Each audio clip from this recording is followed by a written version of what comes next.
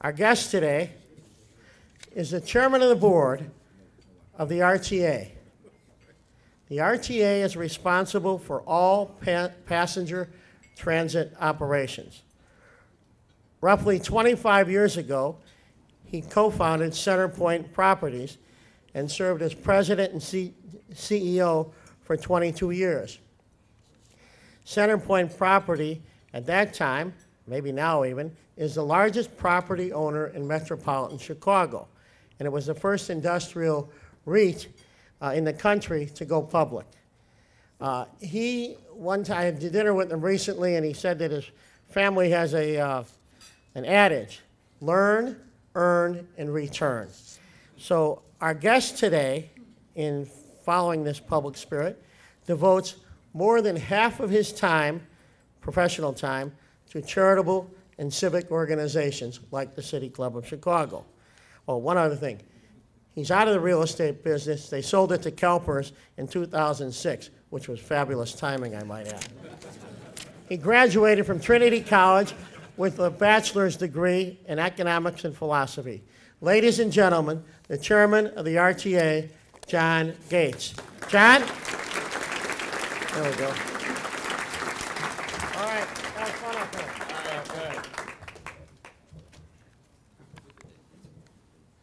I'm thrilled to be out of the real estate business and take on something easy like transit or McPier or any of that easy stuff. Good. Well, thank you, Jay and Paul, for that very kind introduction. I also wanted to acknowledge the hard work of Joe Costello and our staff. Is Joe here? Joe is our new executive director.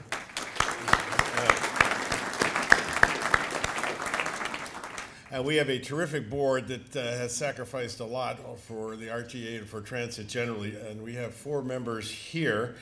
Jan Carlson.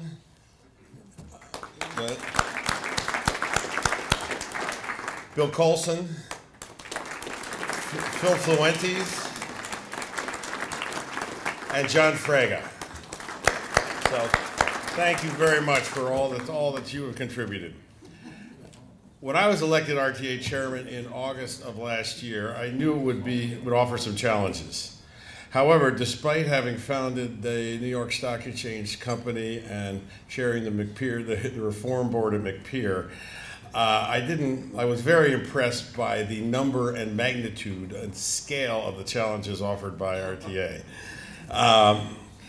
But I was also even more impressed by the huge opportunities to improve the system for all our stakeholders, and particularly our customers. And those opportunities are what I want to focus on today.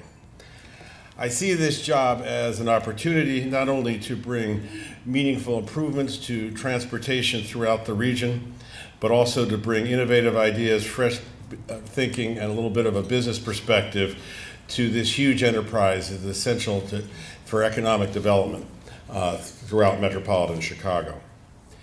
The RTA is regional. It is a unit of regional government. It is not a state agency. It is not a local agency. We were founded by virtue of a referendum in 1974 that voted a regional transportation system into place. Our job is to oversee transit, coordinate transit, and collect the necessary taxes. In 2008, legislation greatly expanded the RTA's role to include service integration and coordination, marketing, planning, auditing, and many other facets of coordinating the system. Today, the RTA is much more than a financial overseer. It is a regional integrator, coordinator, facilitator, focused on making our already robust system work better and more efficiently together. Today's transit must keep up with the demands of our customers, and that is what we are all about. The RTA system is comprised of 3 operating divisions. We call them service boards, the CTA, Metra, and PACE, which together constitute the 3rd largest system in the country after New York and LA.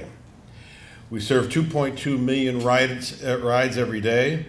To put that in perspective, about 2 out of every 3 people who work downtown use one of our systems. We operate more than 7,000 route miles. We have more than 6,300 pieces of rolling stock. approximately $42 billion worth of assets. We employ approximately 16,000 and spend more than $4 billion per year. Now let's look at some of the financial information. This is basically how that $4 billion spend is comprised. About 40%, as you can see, is capital, and about 60% is operating. If our system is to be successful over time, we are going to need to reverse those percentages, as we'll talk about later. Our use of funds, as you can see, about half goes to the CTA. The balance is split between Metra, PACE, and various debt service obligations. RTA requires about $12 million out of that $4.1 billion. The sources of those funds are as you see there. The fares alone cover about 37%. The rest comes from various government sources, the 6-county RTA sales tax, as well as state and federal capital funds. In terms of that sales tax, about 70% of it comes from the suburbs and about 30% is from the city. And in terms of the uses of those sales taxes, about half goes to the CTA and the other half is split between Metra, PACE, and our federally obligated ADA paratransit services. Contrary to the past, today, new and progressive leadership at each of the service boards, there is new and progressive leadership at each of the service boards. There's a new spirit of cooperation and visionary thinking at all 4 transit agencies. Our leaders are more transparent and communicative than ever before, and this cooperation has led to a certain amount of, as one of our board members once said, peace in the valley, which has not been present in many years. This has been brought on, I think, in large measure due to this new leadership, to a shared vision that we can all work together, and also the fact that we recognize that we have woefully inadequate funding for our system. At the CTA, we have Terry Peterson as chairman and Forrest Claypool. At Metra, we have Larry Huggins and Alex Clifford, who is with us today. Alex, are you still there? Good. And at PACE, we have Rick Kwasniewski as chairman, who is also somewhere here. I don't see him, but he was here. There he is. And TJ Ross, the executive director. Together, they are working hard to make the entire transit system work for all of our customers. When I was first elected to this job, I spent a great deal of time studying and riding other transit systems, including the MTA in New York, which I visited on several occasions, as well as in London and Washington, amongst others. I realized that we had a system with a very robust backbone and enormous coverage throughout our region, much more so than most of the other systems in the United States. But I also came to realize that there was no money anywhere for massive new projects. As a result, at least in the short term, our objectives became pretty clear. We have to build on our existing system to increase usage, improve efficiency, and enhance our service to our customers. I've discussed our situation with virtually every, and these objectives with virtually every major elected official in the 6-county RTA region, in Springfield, and a few in Washington. Obviously, each supports new projects, but all agree that the billions they require are nowhere in sight. Hence, for the most part, they've come to the realization that our first priority must be to make our existing and expansive system work better together. In that regard, one of RTA's most important responsibilities is to provide accurate, easy-to-use travel information for all riders, allowing them to make the best informed decisions about their travel options. To deliver on this, the RTA has just implemented a multimodal trip planning website, GOROO.com, and I encourage all of you to go to that, GOROO.com. That provides step-by-step itineraries, customized bus and train schedules, and real-time travel alerts for all 3 service boards.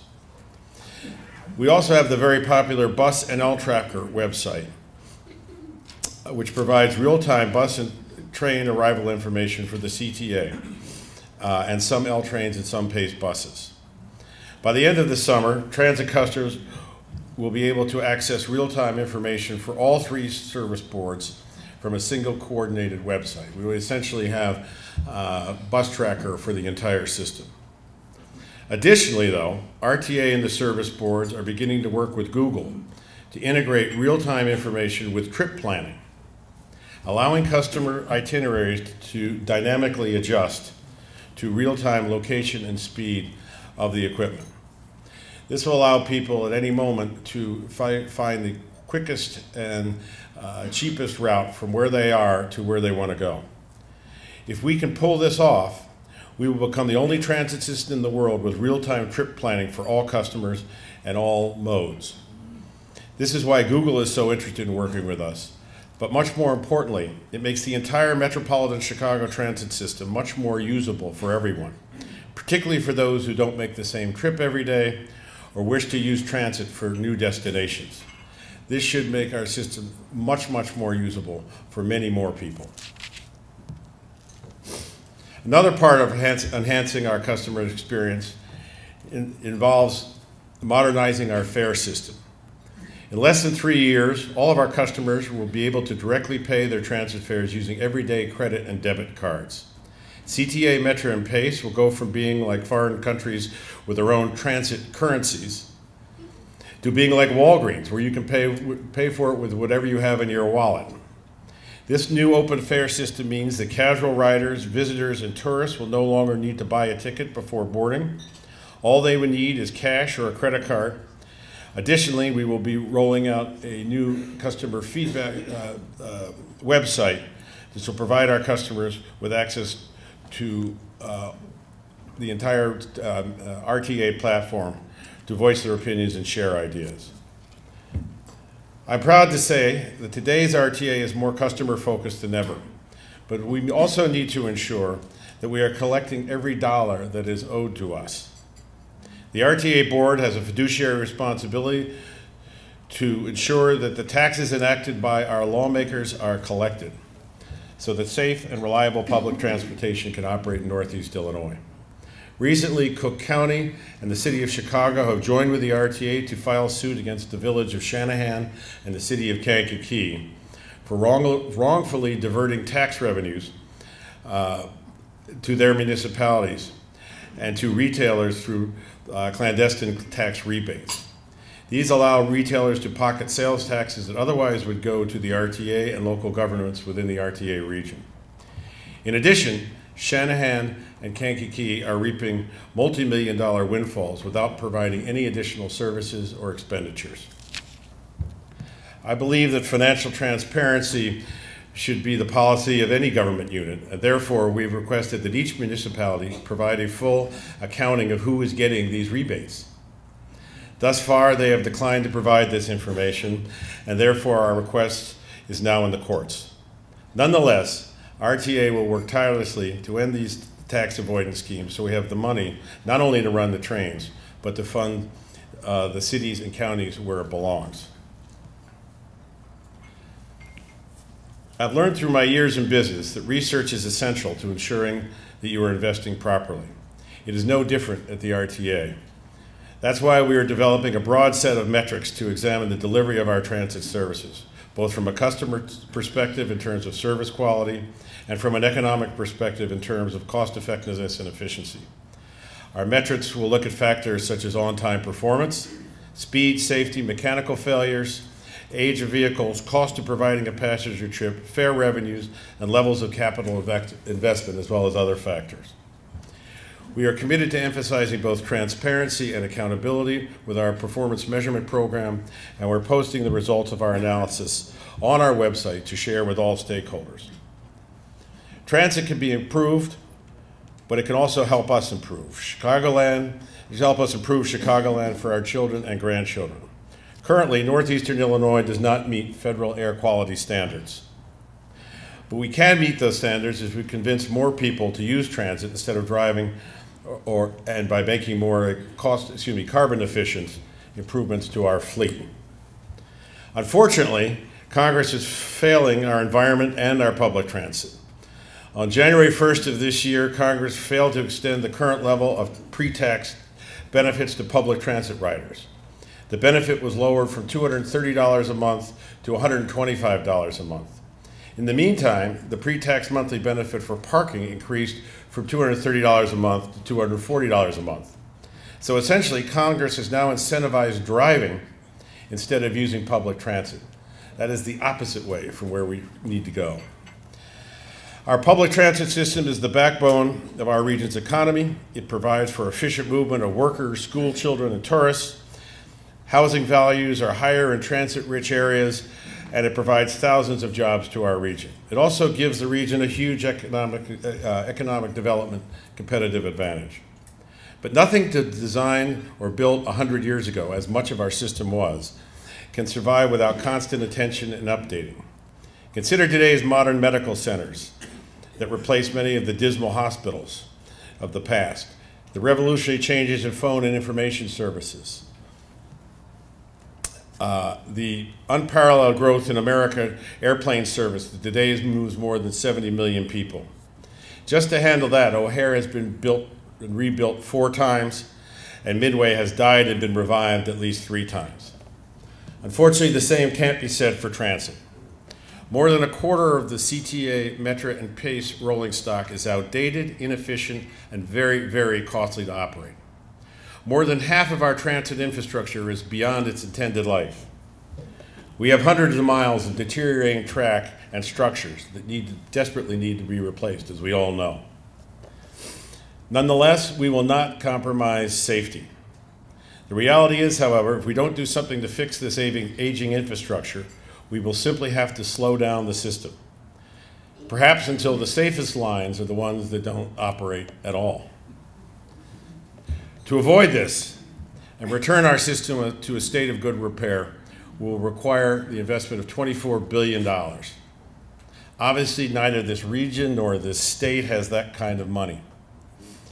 Therefore, the RTA is taking the lead in exploring opportunities with other transit agencies to get the federal government to invest in resuscitating our existing mass transit system and/or to create public-private infrastructure banks and partnerships to facilitate private capital investment in transit.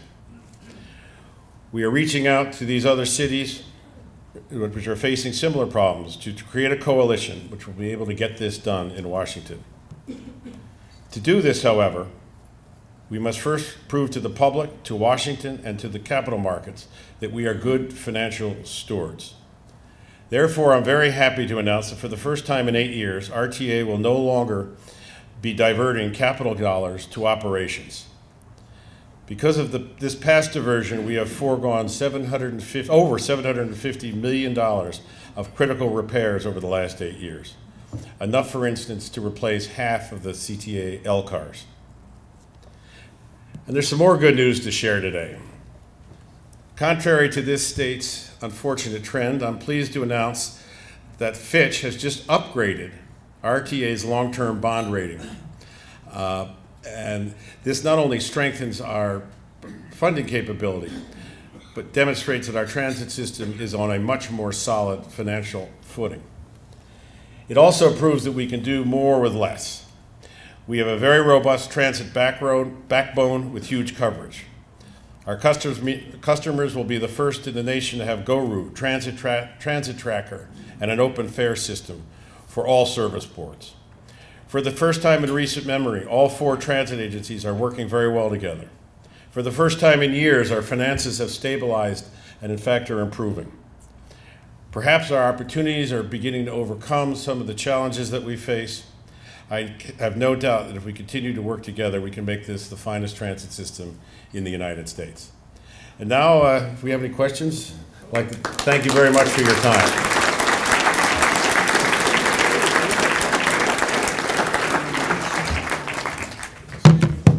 Okay, where's Ginny?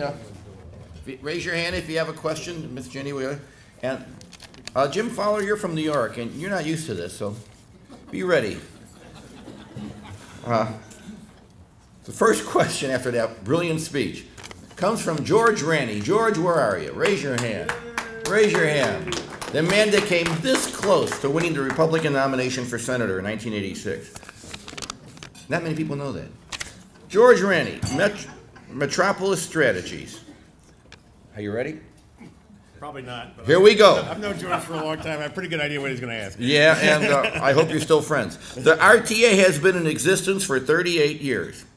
Those of you weak in math, it passed in 1974. Has the time come to abolish it and consolidate the three other transit agencies to make them more independent? 25 words or less. This is a question that, as George knows, that has been asked in every session of the legislature since 1974. And in every case, it has pretty much come up with the same answer. There's sort of two ways you can go with this. You can go with a completely disaggregated system of separate CTA, Metra, and PACE, who have just designated funding from the different sources.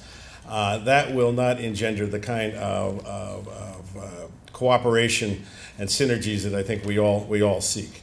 In an era of very low funding, we realize we have to look for ourselves and cooperation between ourselves to get the maximum use out of the entire system. But that's one way you can go. The other way you can go is to consolidate the entire system, similar to what the MTA has done in New York and other areas. In our particular case, however, the bulk of the funding, about I think it's 2/3 of the funding, comes from the suburbs, and well over half is used by the city. Both the suburbs and the city want to make sure that they have a fully functioning regional transportation authority where the assets are deployed not for political reasons, but where they are most needed to support economic development and all the stakeholders. And that has led to this grand compromise that we have here in Illinois, which is called the RTA, where you've got a regional board made up of 5 members from the city, 5 members from suburban Cook, 5 members, 1 from each of the 5 collar counties. And they must vote on virtually everything to do with transit and approve it by a 2/3 majority. In that way, no single part of the region can, if you will, dominate any other part of the region. And the benefits of transit can be spread equitably throughout the region. That compromise is where we sit today. At first, like George, I was sort of frustrated by the way it looked on paper. But I've come to realize that 95% of the synergies and benefits that consolidation would get us, or deconsolidation for that matter, we can get by working cooperatively between the 4 service boards. And that's really begun to happen. All of the kind of technology initiatives we talked today, as well as other initiatives that I didn't get to around the reverse commute and other things, can only be done if we have cooperation and I call it visionary leadership in the service boards. We are very fortunate to have that today, and I don't think we necessarily want to divert the public's attention or use our political capital to go to Springfield to try to disaggregate or aggregate the transit agencies at a time when we have so many more important issues to deal with. Sort of knocked that one out of the park. Okay. Did you see that ahead of time? Good answer. Peter Scozzi, but just now we're going the other way from the Metropolitan Planning Council. Where do you see the best chance for increased operational revenue for transit? By the way, if you have that answer, you don't have to tell us because there are other people here who might jump on it. Go ahead.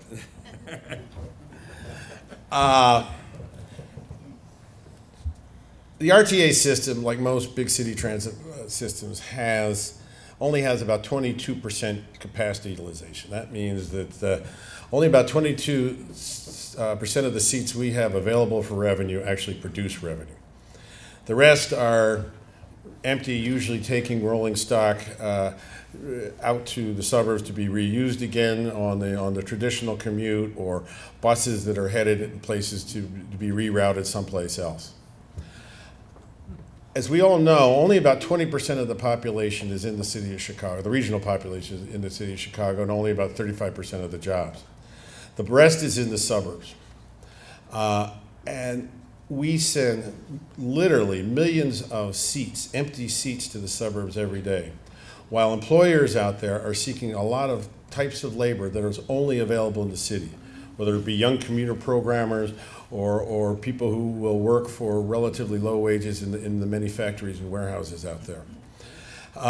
Those people are very difficult to find in many of the suburbs, but very available in the city. So one of our initiatives is to provide economical public transportation for workers who reside in the city and work in the suburbs. We have a very robust system. We all know that. We're moving the seats. The difficulty is in the last mile. And we have put together, a group has put together something called Shuttlebug up on Lake Cook Road that has worked very, very well, moving people from the metro stations to the major employers there. It's nothing more than a van pool, half paid for by the employers, half paid for by the various governments, including the RTA.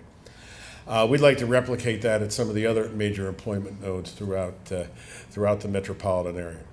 And if we can do this, as well as some other initiatives around marketing and making the system easier to use and so forth, you know, we think we can significantly improve ridership in areas where we have tremendous excess capacity. To give you an idea, if we can improve capacity utilization throughout the system by 1 percentage point, that's $60 million a year. We can bond that out at today's rates to well north of $500 million of capital improvements. It's huge. The leverage you get out of increased utilization is absolutely huge, and something that we're going to be spending a lot of time on. Wow. Carlos Ponce, simple citizen. Carlos, where are you? Raise your hand. All right, Carlos. What city has the kind of transit system that Chicago should follow, both operational and governance?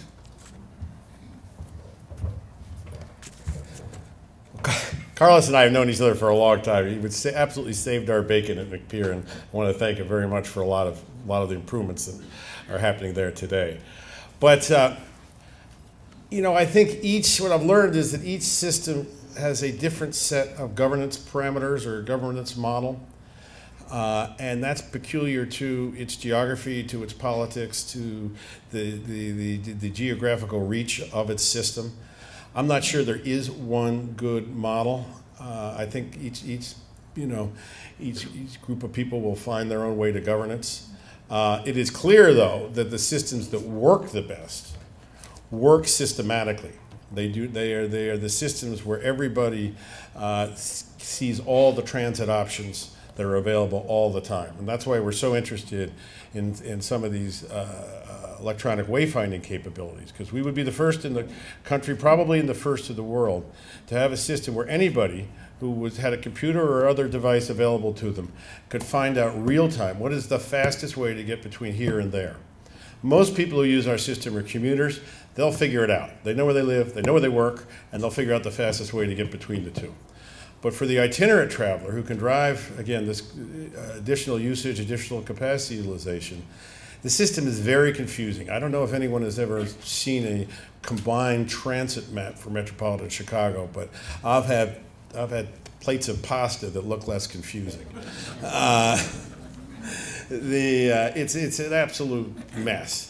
And of course, it's static, so you don't know what buses and what trains are running when, and you sort of look at this and you figure out, I got to go to the mall, I got to go to the doctor, I got to do this. It's so confusing you forget it, you get in your car and you go. If you had a very clear, real-time trip planning device, you can say, okay, I got to be at the doctor at 11 o'clock. I get on this thing, I got to realize I got to leave at 10:15. I'm going to take a bus to a train or whatever, and I'll be at his office. It's pretty straightforward. You'll know how long it'll take, you know how much it'll cost, and I guarantee you it'll be a fraction of whatever a car would cost. For a commuter, transit is about 1/20th of the cost of driving for most commuters. So the same would probably said for most itinerant travelers. So our job is to make the system work systematically and let the elected officials figure out the governance that works for our region. This one will not require such a lengthy answer. Sorry. That's okay. It's okay. We're used to some little filibustering every now and then. Don Prius, no affiliation. That's what we like. In order to improve air quality, is there any long-range plan to electrify metro lines? Sort of like the old Clark Street car. Well, in the interest of time, no. Sometimes fill in the blanks works. Okay, Paul Karras. Paul, where are you? I still see you. Okay. This is a good question. Was the tax credit benefit increase for parking versus lowering it for transit a result of effective lobbying? We know certain people running for office have never lobbied, by road and parking privatization interests, an indirect subsidy for road and parking privatization. You understand the question. Go ahead. All right. The answer is I don't know. My guess is it probably had more to do with gridlock than lobbying, but I'm sure lobbying, had something to do with it. But it does show that the lobbying effort, particularly for the big city legacy systems, is woefully inadequate, and that's one of the reasons why they're so starved for capital. And that is the reason RTA has taken the lead to get the big city systems together and explain the benefits that they provide for the vast majority of the working population in metropolitan areas, and explain to the 270 members of Congress who big city systems are directly affect, who are in their districts, that this is important not only to the nation but to them, and hopefully we will be able to get a fair share of the federal capital dollars in the federal road fund. This is the last question, and we'll see that cartoon again. Let him finish, because this question may take a while, or it may not take any time at all. Chris Long with the gotcha question. Got to have one of those. This is the City Club, and I'll paraphrase it. Has there ever been an investigation of the contracts let during the Phil Pacino? How do you pronounce that last name? Pagano. That's enough. All right. The answer is yes. Yes, yes, and yes. The Metro Board has actually had two investigations, one by an auditor, one by an outside counsel. The RTA Board has had a special audit of Metro on these exact same issues. The legislature has had numerous hearings into these issues. And now a far more stringent oversight and governance process is being put into place. Metro will have its own, it does have its own Inspector General.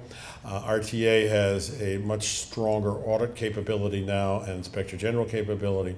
All of us now report to the executive, the state executive Inspector General, and as of, I think it was June 1st, or June 30th rather. And so I think the kind of in-depth investigatory capability and oversight is there, and hopefully we can avoid what happened at Metro in the past and other places. But I think a lot of it's about culture and about leadership, and Metro has all new leadership at several levels deep, and that is making for not only a much more transparent system, but a much, much better run and visionary system. So I'd like to thank all you guys over there for everything that you've done, and what you're wading through is not easy. How about a round of applause? Good answer. Oh,